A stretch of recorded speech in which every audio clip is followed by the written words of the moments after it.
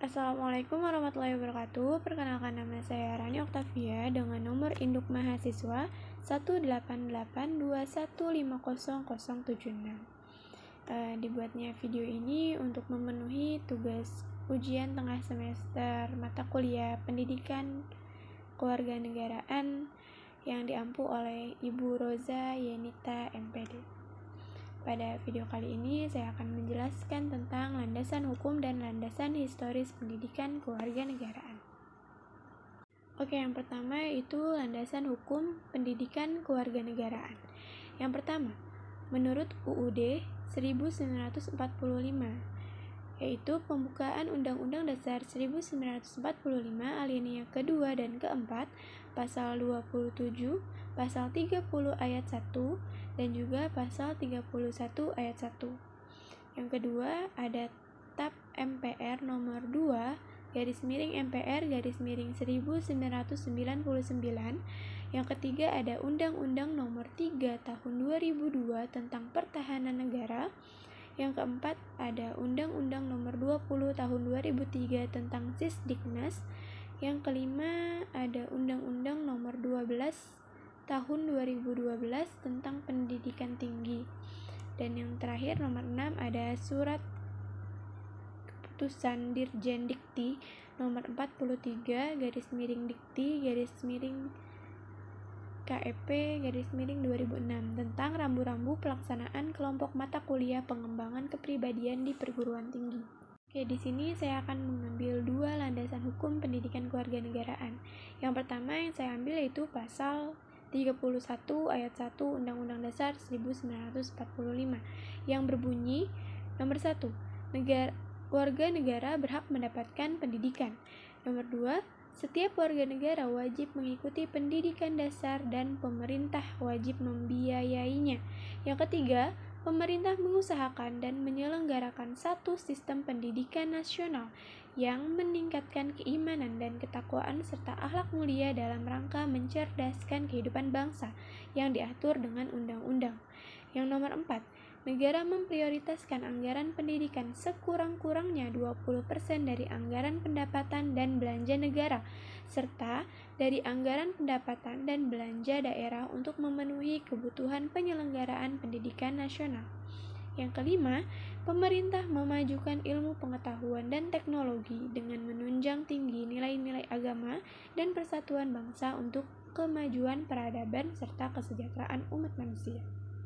Landasan hukum yang kedua yang saya ambil yaitu pasal 30 ayat 1 Undang-Undang Dasar 1945 yang berbunyi, tiap-tiap warga negara berhak dan wajib ikut serta dalam usaha pertahanan dan keamanan negara. Oke, sekarang saya akan berlanjut ke landasan historis pendidikan kewarganegaraan.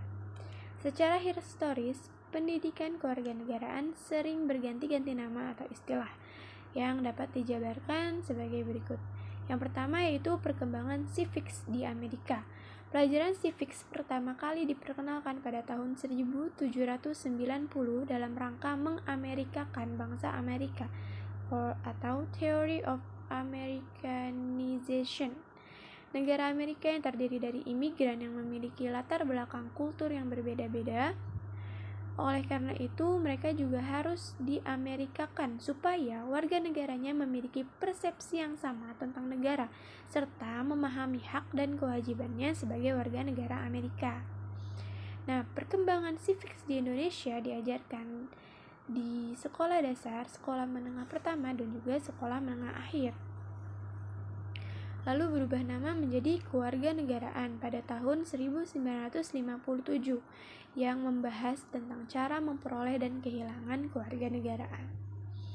Nah, lalu civics ini pada tahun 1961 membahas tentang sejarah kebangkitan nasional, Undang-Undang 1945, pidato-pidato politik kenegaraan yang terutama diarahkan untuk nation and character building di bangsa Indonesia.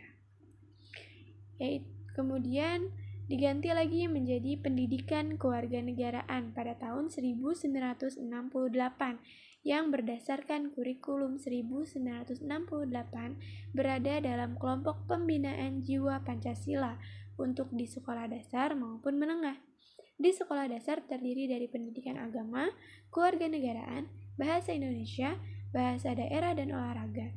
Sedangkan untuk sekolah menengah akhir ditiadakan bahasa daerah.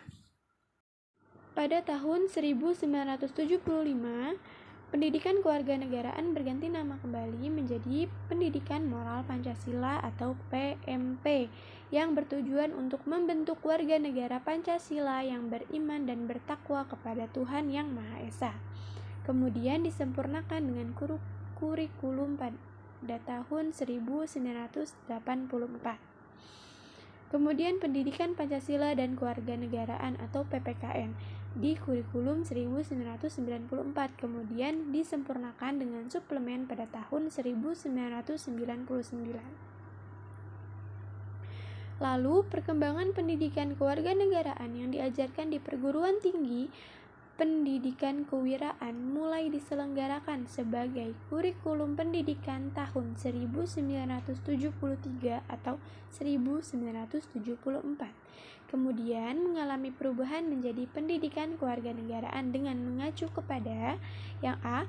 Undang-Undang Nomor 20 Tahun 1982 tentang Pertahanan Keamanan Republik Indonesia yang disempurnakan oleh Undang-Undang Nomor 3 Tahun 2002 tentang Undang-Undang Pertahanan Negara. Lalu, Undang-Undang Nomor 2 pada tahun 1989 tentang Sistem Pendidikan Nasional. Kemudian Keputusan Mendiknas Nomor 232/U/2000 tentang pedoman penyusunan kurikulum pendidikan tinggi dan penilaian hasil belajar mahasiswa. Lalu kemudian Surat Keputusan Dirjen Dikti Nomor 38/Dikti/Kep.2002 Nomor 43/2006 tentang rambu-rambu pelaksanaan kelompok MPK. Kemudian Pendidikan Kewarganegaraan UU Nomor 20 Tahun 2003 tentang Sistem Pendidikan Nasional, dan yang terakhir yaitu pada Kewarganegaraan atau PPKN Undang-Undang Nomor 12 Tahun 2012. Berdasarkan landasan hukum dan landasan teori yang telah dijabarkan tadi, maka kita bisa menarik kesimpulan bahwa mempelajari pendidikan kewarganegaraan adalah wajib bagi seluruh masyarakat Indonesia dari kalangan tingkat sekolah dasar sampai dengan tingkat keperguruan tinggi sebagai salah satu upaya agar kita semua ikut serta menjaga pertahanan dan keamanan negara. Dan berdasarkan historinya, disimpulkan bahwa PPKN mengalami beberapa pergantian nama yang awalnya adalah Pendidikan Kewarganegaraan, kini telah disepakati menjadi PPKN berdasarkan undang-undang yang telah saya sebutkan tadi. Oke, saya kira hanya sekian video kali ini. Saya harap semuanya bisa mengambil pelajaran tentang PPKN berdasarkan landasan hukum dan landasan teori yang barusan saya jelaskan. Terima kasih untuk perhatiannya. Saya ucapkan selamat malam dan assalamualaikum warahmatullahi wabarakatuh.